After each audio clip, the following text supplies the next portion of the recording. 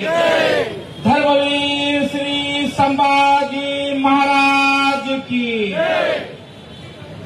भारत माता की, भारत माता की, उमाजी नाईक यांचा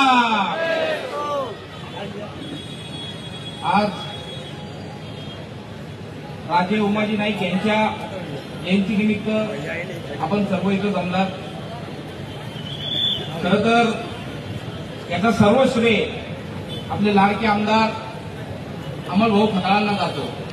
कारण जेव्हा हे मुलं मला योगेश असतील बाका सगळं त्यांची टीम असतील जेव्हा निमंत्रण द्यायला आले तेव्हा त्यांनी सांगितलं आम्हाला का आमच्या संगमनेरमध्ये आतापर्यंत कधीही उमाजी नाईक यांची जयंती साजरी झाली नाही। साजरी तर सोडा, कुठल्या एकाही नेत्याने त्याचा व्हिडिओ सुद्धा कधी बनवला नाही। तर आम्हाला त्या गोष्टीचं वाईट वाटलं। या राजे उमाजी नाईकमुळे आम्हाला आज स्वातंत्र्य मिळालं। पहिले आमचे क्रांतिकारक होते, एका वर्षात ते फाशीवर चढले। अशा क्रांतिकारकांची जयंती साजरी करत नाही, व्हिडिओ तयार करत नाही, काय याची मानसिकता? त्यांनी मला आमंत्रण दिलं, आज खूप आरती होते, पण जर असा कार्यक्रम असेल तर ते थोडा आरती आम्ही उशिरा ठेवली, पण अशा कार्यक्रमाला जायलाच पाहिजे आपण सर्व। आणि उमाजी नाईकांनी जे आपल्याला स्वातंत्र्य मिळवून दिलं ते कुठल्या फक्त रामोशी समाजासाठी नव्हते लढले। जसं छत्रपती शिवाजी महाराज आपल्या 18 पगड जातीला घेऊन स्वतंत्रच आपला हिंदवी स्वराज्य व्हावा यासाठी लढले, तसंच आपलं पूर्ण भारत स्वतंत्र व्हावा यासाठी उमाजी नाईक लढले।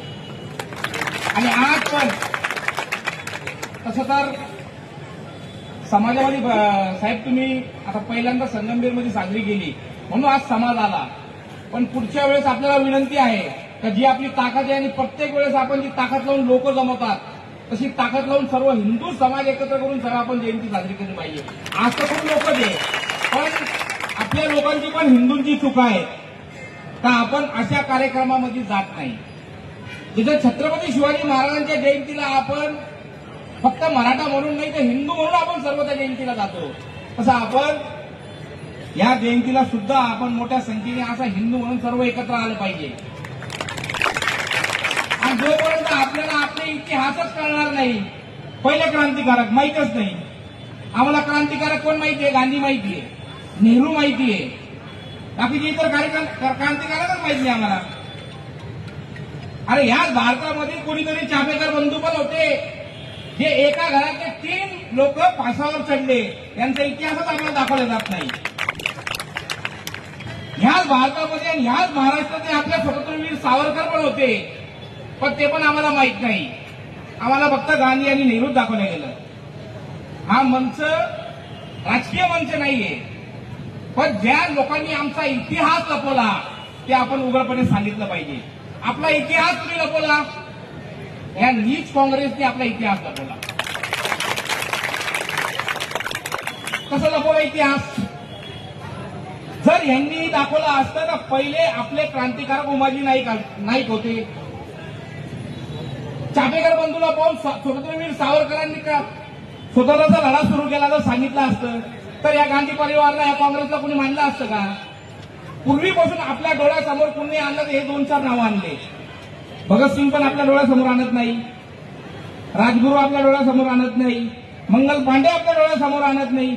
एकही क्रांतिकारक ह्या क्रांतिकारकांमुळे आम्हाला स्वातंत्र्य मिळालं हा दाखवला जात नाही। असं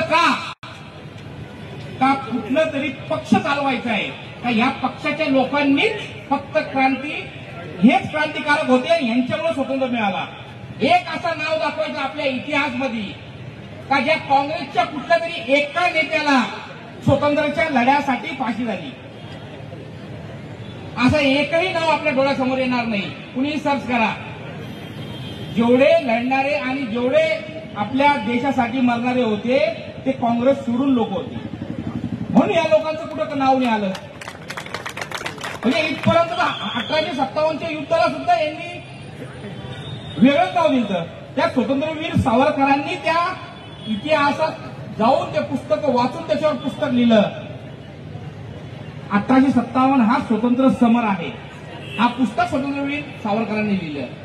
त्या पुस्तकाला सुद्धा जेव्हा भारतामध्ये आपले बीजेपीचं शासन आलं केंद्रामध्ये आणि महाराष्ट्रामध्ये ज्यावेळेस 2014ला बीजेपीची सरकार आली त्यावेळेस 2014 नंतर आम्हाला या पुस्तकं पाहायला भेटले का आपल्या भारतामध्ये हे काँग्रेस सोडून कुठलं तरी क्रांतिकारक आहे.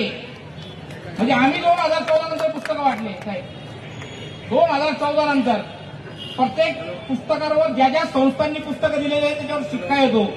कोणत्या साली ह्या पुस्तकं दिलेलं आहे, कोणत्या शाळेला कुठल्या तरी संस्थेला ज्या पुस्तकं दिल्या जातात त्याच्यावर शिक्का मारतात तर कुठल्या तारखेला आम्ही भेट देतोय.